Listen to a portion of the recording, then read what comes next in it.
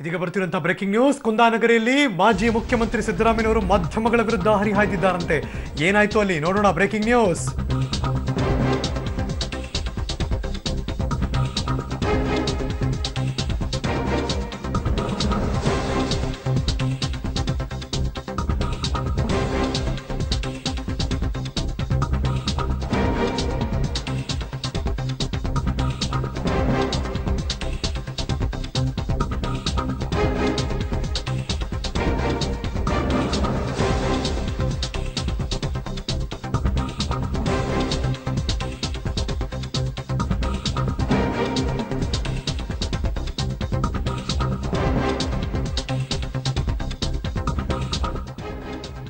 ಪ್ರತಿಪಕ್ಷದ ವಿರುದ್ಧವೂ ಅಂದ್ರೆ ಬಿಜೆಪಿಯ ವಿರುದ್ಧವೂ ಮತ್ತು ಮಾಧ್ಯಮದ ವಿರುದ್ಧವೂ ಕೂಡ ಹರಿಹಾಯ್ದಿದ್ದಾರೆ ಸಿದ್ದರಾಮಯ್ಯನವರು. ನೀವೇನು ಬಿಜೆಪಿಯವರ ಅಂತ ಕೂಡ ಪ್ರಶ್ನೆ ಮಾಡಿದ್ದಕ್ಕೆ ಮಾಧ್ಯಮದವರಿಗೆ ಪ್ರಶ್ನೆ ಮಾಡಿದ್ದಾರೆ. ಬಿಜೆಪಿಯವರಿಗೆ ನಾಚಿಕೆ ಮಾನ ಮರ್ಯಾದೆ ಇದೆಯಾ ಅಂತ ತಮ್ಮ ಏನು ಬೇಸರವನ್ನು ವ್ಯಕ್ತಪಡಿಸ್ತಾ ಇದ್ದಾರೆ. ಈ ಮೂಲಕ ಸಿದ್ದರಾಮಯ್ಯವರು ಏನು ಮಾತಾಡಿದ್ರು ಹಾಗಿದ್ರೆ ಬೆಳಗಾವಿಯಲ್ಲಿ ಅಂತ ಕೇಳೋಣ.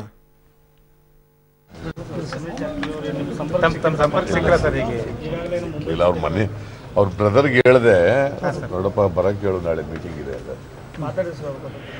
ಗೊತ್ತಿಲ್ಲ, ಮಾತಾಡೋರು ಏನೋ ಗೊತ್ತಿಲ್ಲ. ಲಖನ್ ಜಾರಕಿಹೊಳಿಗೆ ಮಾತಾಡಿದ್ದೆ ನಾನು ರಾತ್ರಿ. ಮಾತಾಡಿ ನೋಡಪ್ಪ ನಾಳೆ ನ್ಯಾಷನಲ್ ಪಾರ್ಟಿ ಮೀಟಿಂಗ್ ಇದೆ, ಬರಕ್ಕೆ ಹೇಳು ಅಂತ ಹೇಳಿದೆ. ಇದು ಬಿಜೆಪಿಯವರ ಆರೋಪ. ನೀವು ಬಿಜೆಪಿಯವರ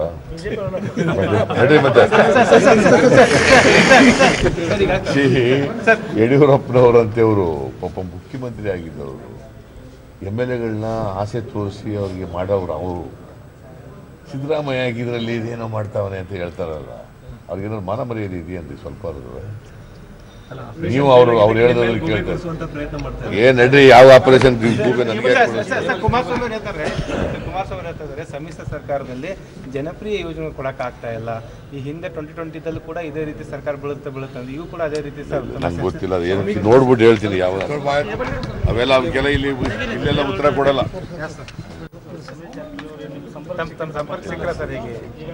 ಇಲ್ಲ, ಅವ್ರ ಬ್ರದರ್ಗೆ ಹೇಳಿದೆ, ನೋಡಪ್ಪ ಬರಕ್ಕೆ ಹೇಳು, ನಾಳೆ ಮೀಟಿಂಗ್ ಇದೆ ಅಂತ. ಗೊತ್ತಿಲ್ಲ, ಮಾತಾಡೋರು ಏನೋ ಗೊತ್ತಿಲ್ಲ. ಲಖನ್ ಜಾರಕಿಹೊಳಿಗೆ ಮಾತಾಡಿದ್ದೆ ನಾನು ರಾತ್ರಿ. ಮಾತಾಡಿ ನೋಡಪ್ಪ ನಾಳೆ ನ್ಯಾಷನಲ್ ಪಾರ್ಟಿ ಮೀಟಿಂಗ್ ಇದೆ, ಬರಕ್ಕೆ ಹೇಳು ಅಂತ ಹೇಳಿದೆ. ಇದು ಬಿಜೆಪಿಯವರ ಆರೋಪ. ನೀವು ಬಿಜೆಪಿಯವರ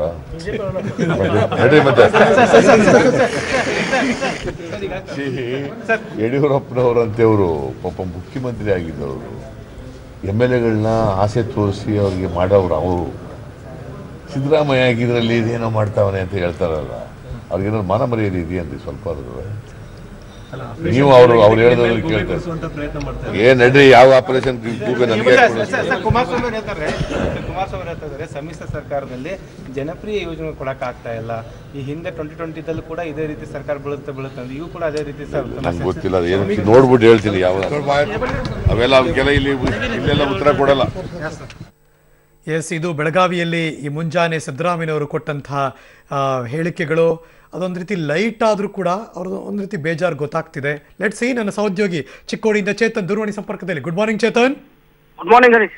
ಅಸಹಾಯಕತೆ ಕಾಣಿಸ್ತಿದ್ಯಾ ಅಥವಾ ಕಾನ್ಫಿಡೆಂಟ್ ಆಗಿದ್ದಾರಾ ಮಾನ್ಯ CLP ನಾಯಕರು? ನಿಜಕ್ಕೂ ಹರೀಶ್, ಏನು ಬಾದಾಮಿಯಿಂದ ನೇರವಾಗಿ ಹುಬ್ಳಿ ಮಾರ್ಗವಾಗಿ ಸಿದ್ದರಾಮಯ್ಯನವರು ಬೆಂಗಳೂರಿಗೆ ಹೋಗ್ತಿದ್ರು.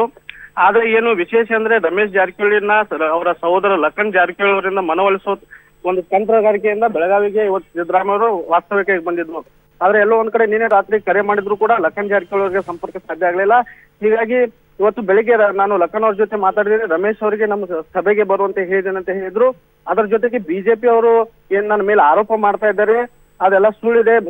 ಯಡಿಯೂರಪ್ಪನವರು ಮುಖ್ಯಮಂತ್ರಿ ಆಗಿದ್ದವರು ಈ ರೀತಿ ಅವರಿಗೆ ಮಾನ ಮರ್ಯಾದೆ ಇಲ್ಲ ಅಂತ ಹೇಳಿ ಯಡಿಯೂರಪ್ಪನವ್ರ ಮೇಲೆ ಆಗಿರ್ಬೋದು, ನಾಯಕರ ಮೇಲೆ ವಾಗ್ದಾಳಿ ನಡೆಸಿದ್ದಾರೆ ಅಂತಾನೆ ಹೇಳ್ಬೋದು. Harish, thank you so much Chetan ಈ ಕ್ಷಣದ ಮಾಹಿತಿಗಾಗಿ.